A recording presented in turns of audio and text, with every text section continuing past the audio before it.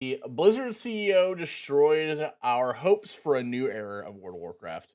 So if you don't know, if you haven't can keep track of the drama going on, the new CEO for Blizzard Entertainment kind of just destroyed everyone's hopes. I mean, if that isn't obvious by the fucking title itself, but it's been pretty nuts just watching the drama unfold. And he's gonna go through it real quick on Preach's video. We're gonna talk about it, just chat a little bit, like we do, and then we'll get into Persona 5 after these two videos. So let's watch. Oh boy, do we have a lot to get through, especially after our recent trip to Blizzard, where everything seems to be going so smoothly. And apparently it's not. Let's get into it.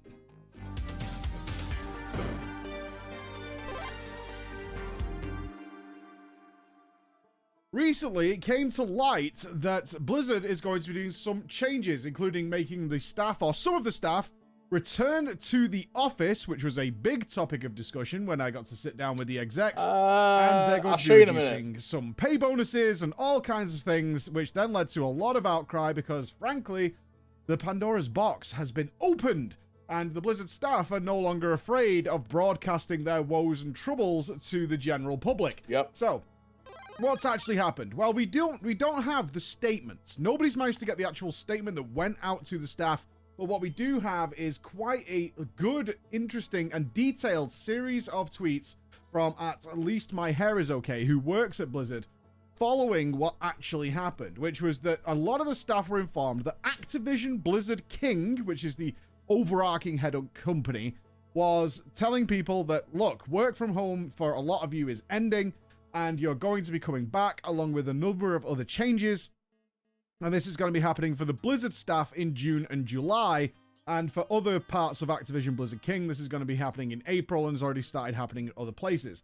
Now, the outcry from this is pretty honest and genuine. In fact, at least My Hair Is Okay actually put out a good series of things detailing the problems this was going to cause, including a number of staff leaving on this basis, as work from home had become an invaluable resource to their lives. I am still working on it, so it seems like it's like that, but I can change the emotions and stuff later on. It's trying to track my face, but my face shifts so much, so it'll change. Now, this has caused quite a bit of backlash from the community as well, especially for people who are already forced to go to a location to work. Now, it's a nuanced conversation. That's the problem, and a lot of people, especially gamers, and this is historically true throughout all time, see things in a very black and white face. Way. Fuck you. I have to do it, Fuck so you should have to do it, and if you don't do it, you're being a pussy. Or I don't do it, and I don't need to do it, and you don't see my point of view. And as we all know, people trying to see other people's points of view is practically impossible for some reason. Make me smile. But let's get to nitty-gritty. I sat down with John Haidt, Holly Langdale. I sat down with Ian Hazacostas. I had lots of conversations, and one of my main conversations was work from home. How had they gone, especially in a creative environment? Began a process for us of relearning. This video is really good. I think we watched this. We either watched this or I watched it with my wife. I'm not sure which one I did. But this was awesome. This video was amazing. This almost single-handedly saved Dragonflight for me and made me want to play it. Was this interview. This was so good. Learning a lot of sort of lifelong creative and collaborative processes of, how do you have what used to be the casual conversation around a whiteboard, or it's been resolving some problems and figuring out systems and processes that work. Hey, what's going on? A lot of what we've come up with, we would keep regardless, even if we could all come back to the office tomorrow. Today is not the full reveal, but that we'd keep virtual forever. A little bit. Going over. Still working on it a little bit off the screen. I have to informational reviews, organize some things. But hi, screen right in front of you in Zoom, having someone be able to mark up or paint over something there. Far beats packing people into a conference room and having someone uncomfortably in the back squinting at something that's being projected on.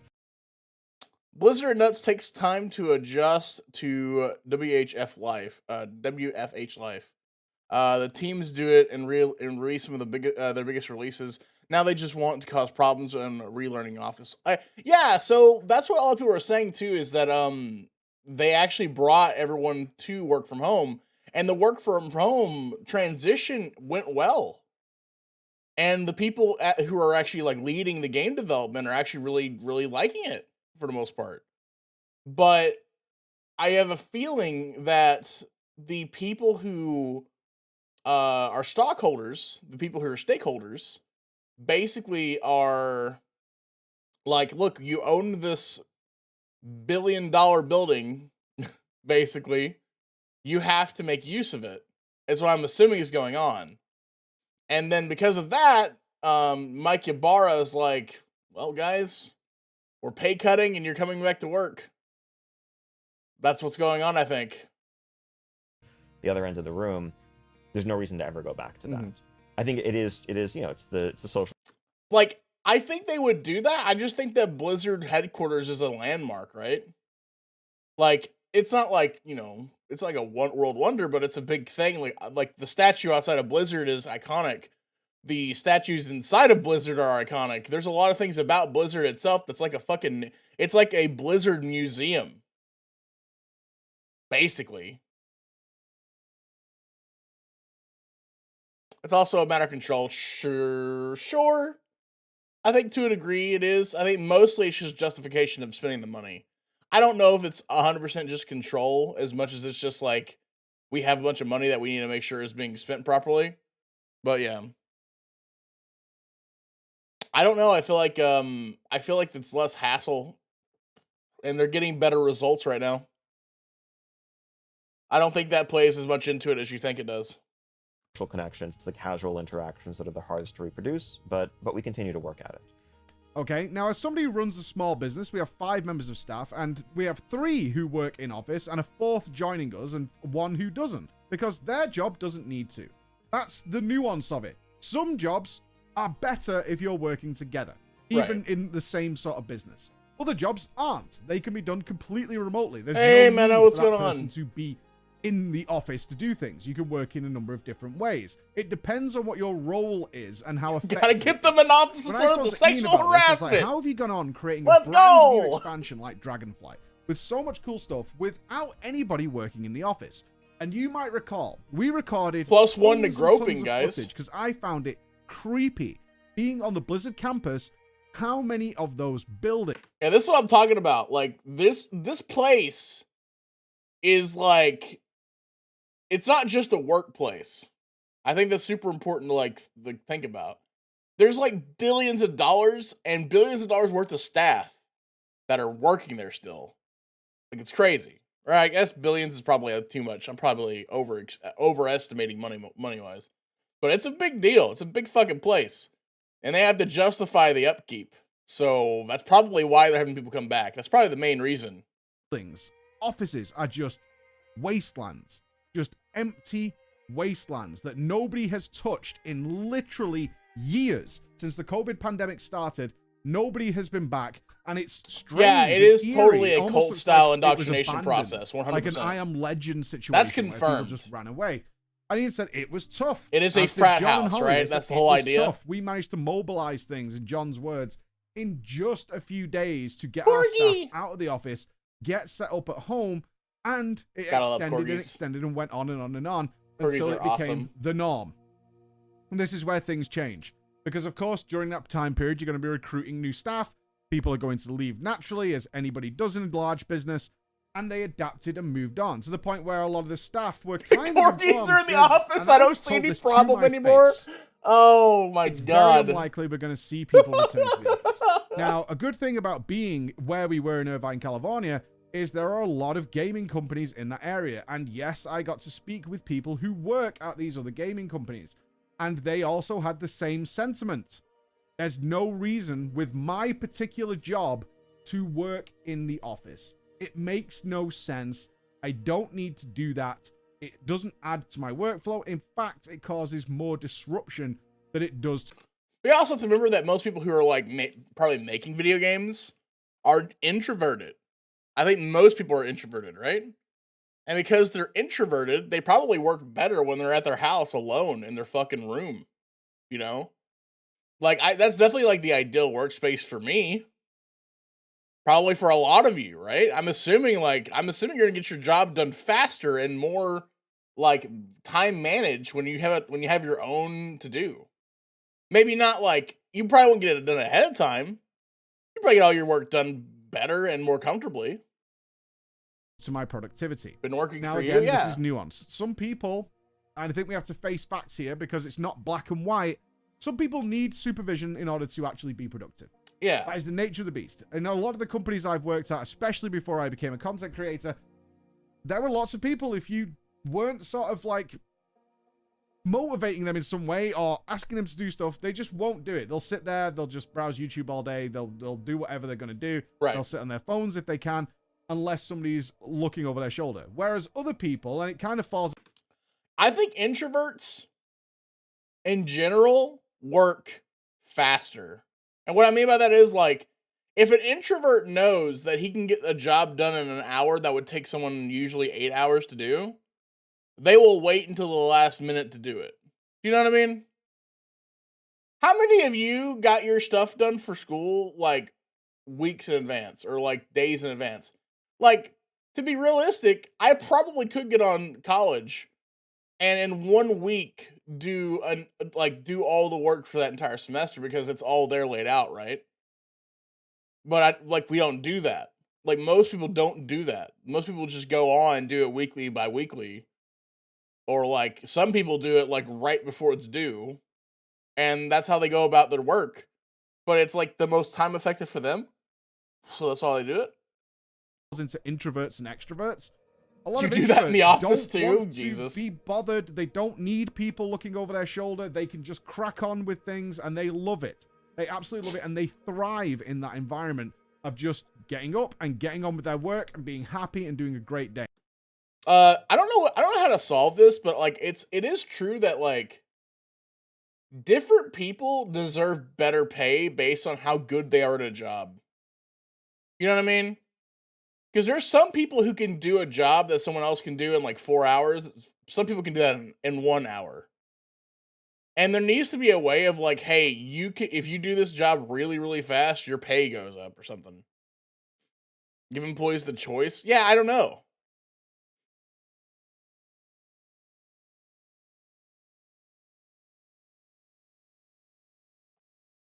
Yeah. To go work go work at the place. It's kind of hard though because you still have to make up for the cost of the building, right?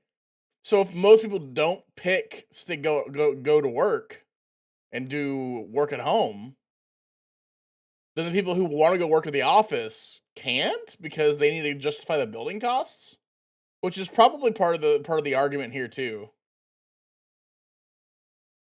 In fact, a lot of studies, and there's a lot of misinformation about this, a lot of studies did show that businesses did better with people working from home. And of course they did. Of course they did. The work-life balance is crucially important. And the commute... I agree with that. That's like... That's the most real fucking statement, but people want their return on investment. So they won't do that, right? They made the buildings. If they're empty, people aren't just going to give them away, which sucks. I wish we did that innately, but we don't. How bad the traffic is in Irvine in the morning. And nobody walks. It was bizarre. Nobody walks. They all use cars, and the traffic jams are backed up the highway for like a couple of hours. It was crazy. Sometimes it took us 25 minutes to take a taxi. I'm so glad I live in like a nowhere area. It's like no traffic at all. The streets. A lot of people can't even afford to live where the Blizzard campus is. You can look at the house prices there. They're crazy expensive. The cost of living 45-minute commute? Jesus. Year on year. And therefore, people working from home don't have that commute, which can take an hour or more a day. So you're adding at least 2 hours of working time to your day, unpaid. In fact, it's costing you money in fuel, owning a vehicle, insuring it, etc., and sat there all day, getting up even earlier to get to work, doing all that stuff for a job where you don't particularly need to be at the office in the first place, which has been proven, certainly in Blizzard's case, with Dragonflight doing extremely well. One of the best expansions they've put out in recent memory, and it was all done entirely work from home. And then you've got the simple flexibility that allows you in real life, especially for parents and things. If you can stop driving to work for an hour or so and instead drop your children off at school, buying your partner more time, or just generally saving on childcare costs, things like that, really adds to not only a greater sense of well-being, but it also makes your financial situation considerably better. You're not paying for that fuel every day. You're not having to run that vehicle for all those times, etc., etc., taking public transport, whatever the case might be. That is actual money that's in your pocket.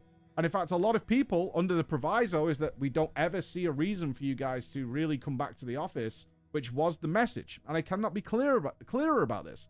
That was the message that I was given while I was there. Now, I've seen the response from Mike Ybarra, and Mike Ybarra's response is toxic as fuck. Like, I get where he's coming from. You'll see in a minute. I get where he's coming from, but prepare yourself for, like, some real toxic ass CEO shit. There is that they had solved a lot of the issues. In fact, Blizzard clearly said to me that work from home actually provided several advantages that they didn't have with the staff working in office. For example, when new content was coming out, they sometimes had to rent the local cinema so that they could show the people the new content they were working on. So people would sit in the back of a cinema, maybe 100 or several hundred people, show something on a cinema screen. And how do you get proper feedback? In fact, people sat at the back can't maybe even see it properly. Whereas when they're doing it via Zoom calls or whatever, it's like it's on your screen. It's like everybody sees it perfectly and everybody can give direct feedback and spot details and things like that. It provided a ton of advantages that they simply did not have when working internally at the office. In fact, every floor of the Blizzard campus contains a theater in order to show people new assets. See, that's one of the things they said, that no matter what happens, if they come back to the workplace, they're going to be fixing. In that video we watched, or video that I watched, basically, no matter what happens, if they come back to work, they're going to not use the theaters. Because doing it online is just better in every way. Which is good.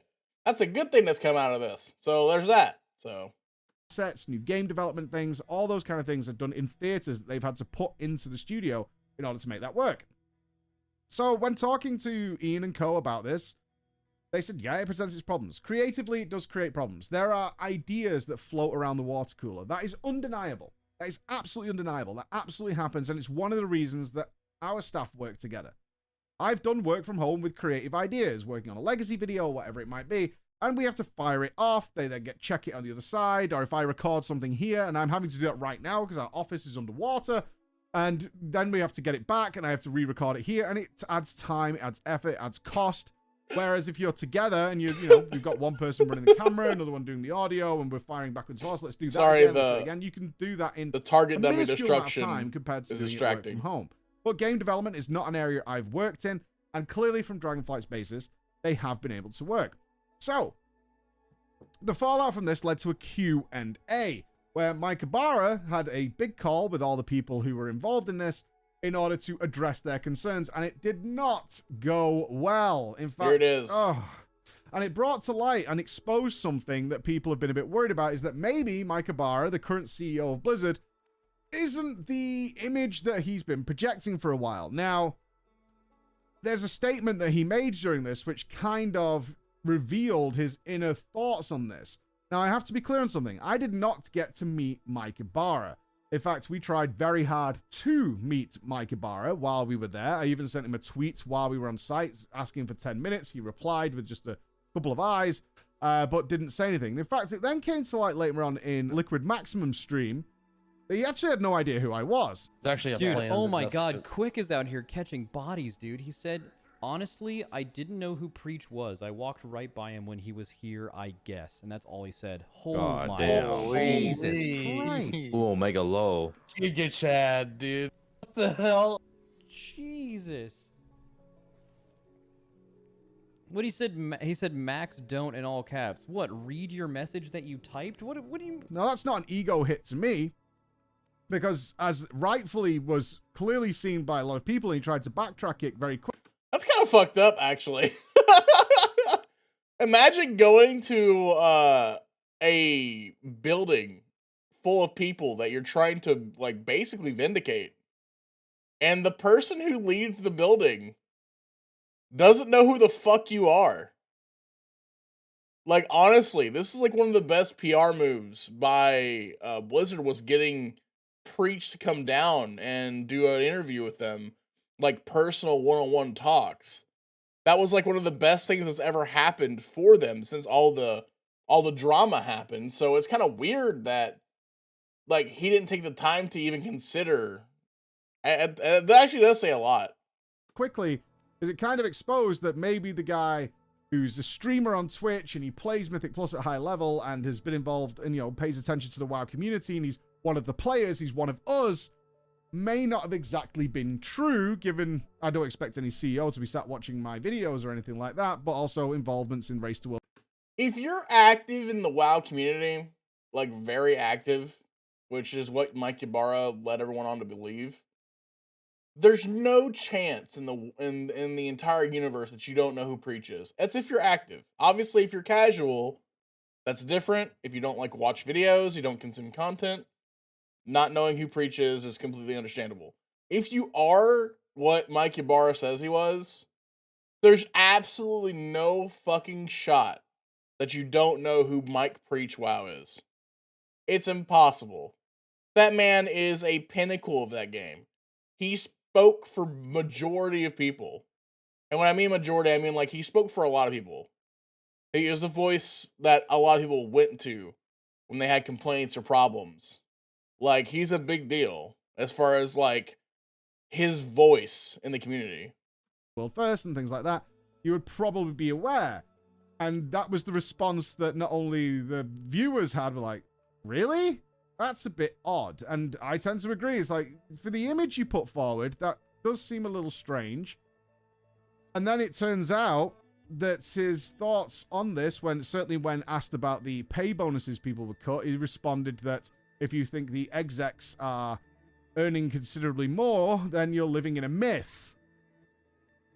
That's so fucking toxic, dude. If you think the executives are getting more, you're living in a myth. Meanwhile, Blizzard headquarters, by the way, if you don't know, the people who work at the baseline is the most underpaid out of like just about every other place. They get way less money than most other developers do. And he has the gall to say this. Oh dear. That comment is never going to go down well with anybody, and his PR team had to respond and try and correct and gloss this over to give it some context and mold it a little bit. He's not referring to X and Y, but whichever way you look at it, this is not something that was passed down from Activision Blizzard King, which is what the initial impression was, right? It's like maybe Mike is being forced to do this. He's one of us. He's one of the people. And as Ian rightly put it, trying to prove that Blizzard now is not the Blizzard that people have been hating on for several years for a variety of reasons. And then this gets said, which kind of exposes the inner monologue there is, okay, maybe things are a little different. Maybe actually Mike is who we thought he would be as a CEO and is not quite connected to the players. And I say this, I want to give my opinion here on this, because there's another comment in the thread, which we'll link down below, where he basically says, if you don't like this, leave, is the summary of it. If this is not making you happy, then go away. And a lot of people are going to go away, because moving back to Irvine is going to add significant cost to their lives, as well as commuting and all those kinds of things. At the end of the day, we want people to be happy. And if decisions about being happy don't align where we're going and you won't be happy, then you'll have to do what will make you happy. Which is basically leave, right? That's I don't know, that's weird. I mean, that probably is like one of the nicest way to say leave, but it's still like, fuck you, we're not changing, leave. That's pretty much what it is. That's kind of nuts. Things, and a lot of people will have been hired on a work from home basis.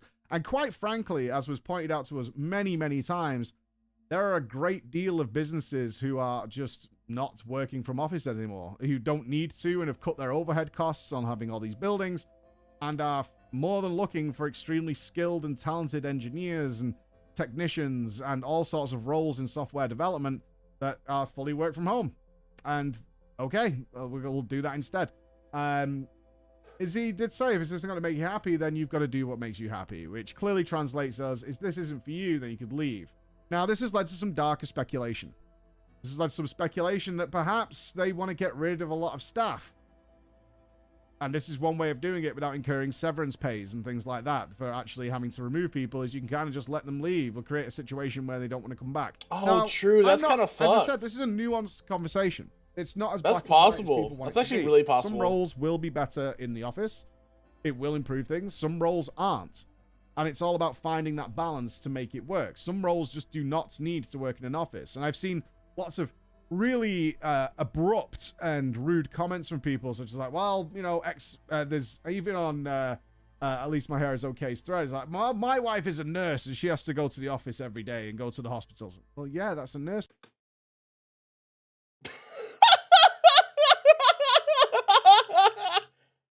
What?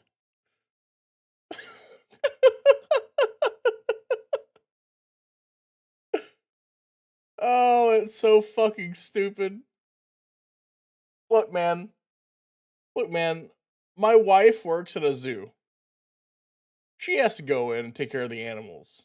She can't work at the office. Y'all suck. No fucking shit. They have to go into the office for a job like that. It's not a stay-at-home job. It's fucking impossible to go at home. What in the world?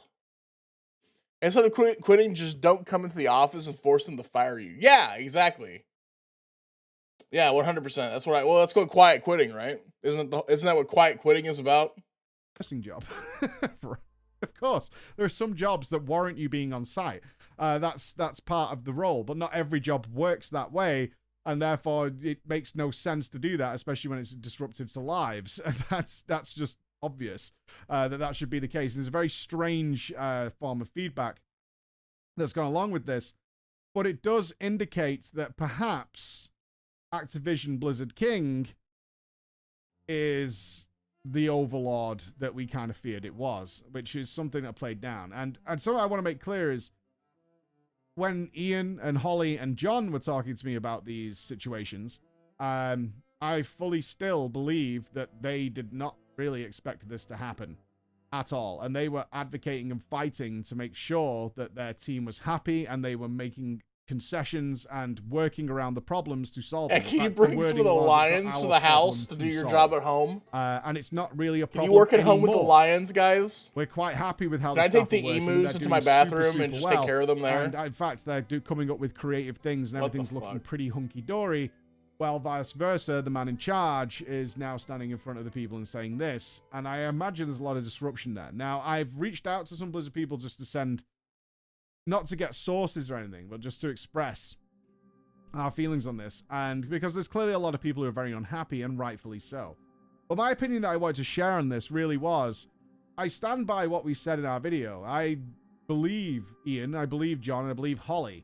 I never got to talk with Mike Ibarra, and after reading his response to his employees, which are off-the-cuff responses because he was in a meeting, these weren't prepared statements, maybe that's what they're going to be dealing with at the head, is actually more of the corporate side that comes from the Xbox past in order to make this happen. Right now, it kind of sucks for a lot of employees. Some of them will have started that role under the proviso they were working from home, and it makes sense for their lives, and in fact, going back to the office for a job that may not particularly require that at all is just going to add a lot of undue mental stress, life inflexibility, and financial costs onto them that were not necessary. Well, and people probably moved away, right? People were told basically that they were probably never going to go back to work from home, or they're never going to go back to work at the office. So people moved away because living in LA fucking sucks, dude. Like, it sucks up there. The price of living is like $7,000 a month, guys. $7,000 a month to live near your job. Like, it's not feasible. It's just better all around to move away and work from home. And clearly weren't necessary from the products and the profits that Blizzard has made year on year. I have to wonder if this is going to set back the goodwill that Blizzard has been earning, certainly for the World of Warcraft fans, over the last little while with the products it's been putting out, and now another stain has appeared on them. So I'd love to get your thoughts on this, but Thank you so much for listening. I would suggest you take in a lot of these sources because a lot of the points in there are very, very well made. Absolutely. They're very clear, and it does appear that this has been coming for a little while with staff suspecting something, but hoping and praying after the changes that came from the sexual allegations that this wasn't a thing that Blizzard would do anymore. And yet, here we are. Thank you again. Bye-bye.